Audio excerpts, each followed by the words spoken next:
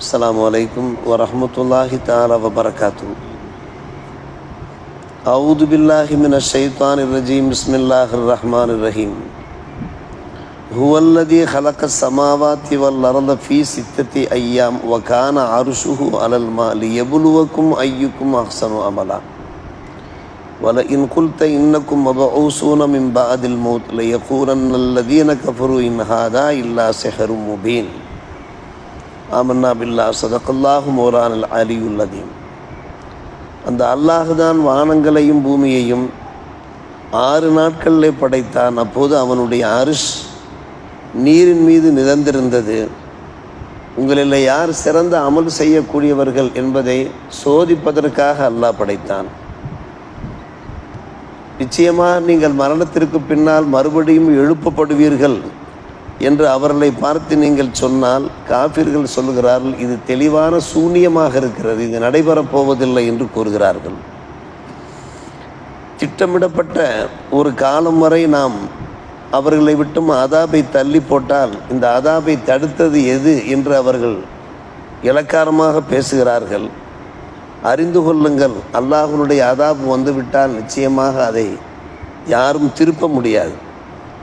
எந்த அதாபை அவர்கள் பரிகாசமாக பேசி கொண்டிருந்தார்களோ அது நிச்சயமாக அவர்களை சூழ்ந்து கொள்ளும் என்று அல்லாஹ் ரப்புல் ஆலமீன் சூரா ஹூத் 11ஆம் அத்தியாயத்தின் 7ஆம் 8ஆம் வசனமாக பதிவு செய்திருக்கிறான். வல்ல அல்லாஹ் இந்த பூமியையும் வானத்தையும் படைப்பதற்கு முன்னாலேயே நீரை படைத்து விட்டான், தண்ணீரை படைத்து விட்டான், அரிசையும் படைத்து விட்டான். அந்த அரிஷ் நீரின் மீது சுமந்தவாறு இருந்தது என்று அல்லாஹ் சொல்லுகிறான். இந்த வையகத்தை அல்லாஹ் படைத்த நோக்கமே அல்லாஹ் நம்மை பரீட்சிப்பதற்காக வேண்டிதான்.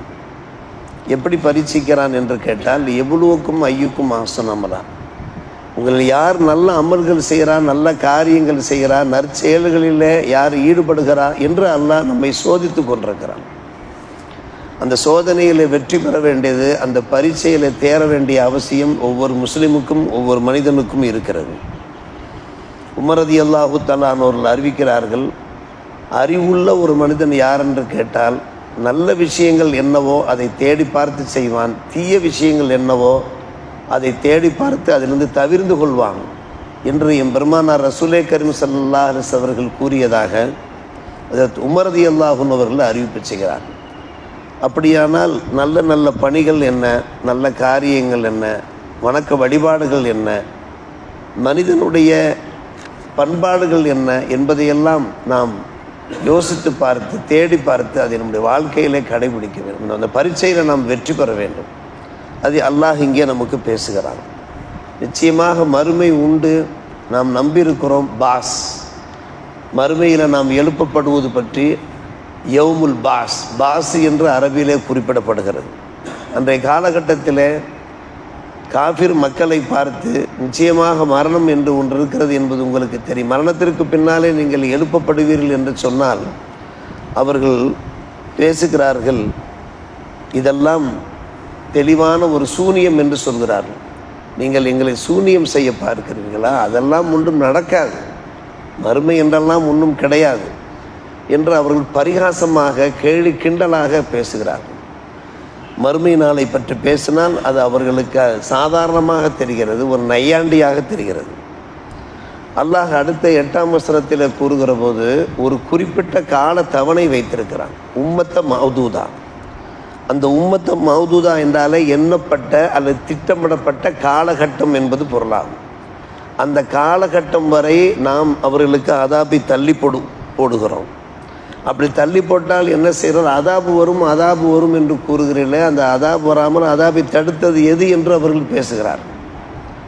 அதாபை தடுத்ததில்லை. எப்பொழுதும் யஹபிசுஹு, ஏதோ நாங்கள் தப்பு செய்தால், குற்றங்கள் புரிந்தால், ஏறுக்குமாறாக நடந்தால் அல்லாஹ்வுடைய புறத்திலிருந்து சோதனை வரும், வேதனை வரும், துன்பங்கள் வரும், துயரங்கள் வரும், துக்கங்கள் உண்டாகும் என்றெல்லாம் நீங்கள் கூறுகிறீர்களே, அதை தடுத்தது எது என்று அவர்கள் எக்காலமாக கேட்கிறார்கள்.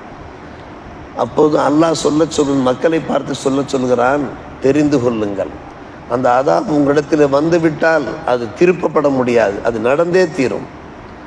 எந்த அதாபை பற்றி அவர்கள் பரிகாசமாக பேசி கொண்டிருந்தார்களோ அந்த அதாபு அவர்களை முற்றிலுமாக சூழ்ந்து கொள்ளும். ஒட்டுமொத்தமாக ஹாக்க என்றாலே சூழ்ந்து கொள்ளும் என்பது பொருளாகும். லைச மஸ்ரூஃபன் அன்ஹும், அந்த அதாபு அவர்களை விட்டும் திருப்பப்படாது. உம்மத்த மாதூதா, திட்டமிடப்பட்ட காலகட்டம். இப்படி அல்லாஹ் ரப்புல் ஆலமீன் இந்த வசனத்தின் வாயிலாக எச்சரிக்கை செய்கிறான்.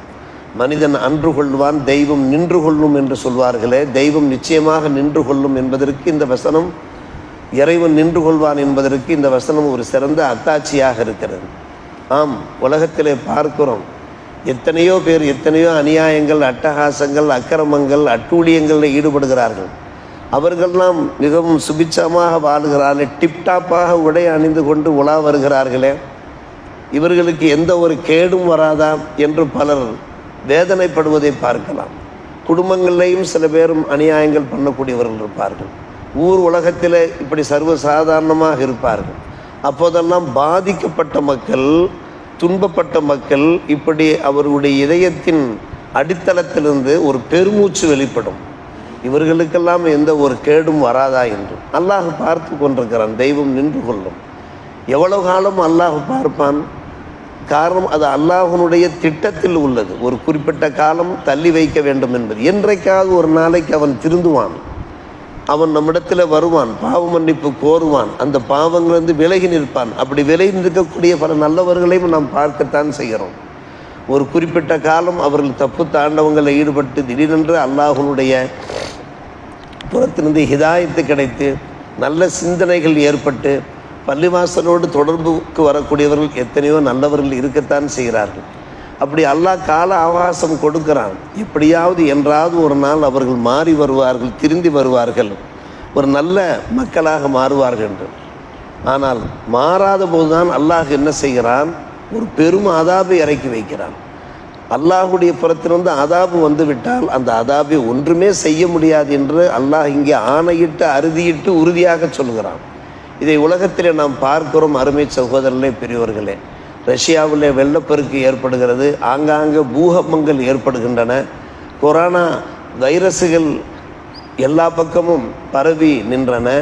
நமது நாட்டிலே மிகப்பெரிய விமான விபத்துக்கள் ஏற்பட்டவாறு இருக்கிறது. ஆங்காங்கே சில சம்பவங்கள், அந்த சம்பவங்கள் ஏற்படுகிற போது ஒட்டுமொத்தமாக ஒரு சமுதாயம் அழிக்கப்படுகிறார்கள், ஒரு பெரும் கூட்டம் அழிக்கப்படுகிறார்கள் என்றால் இதெல்லாம் நமக்கு ஒரு பாடமாக இருக்கிறது. இந்த வசனத்தின் வெளிப்பாடாக இருக்கிறது.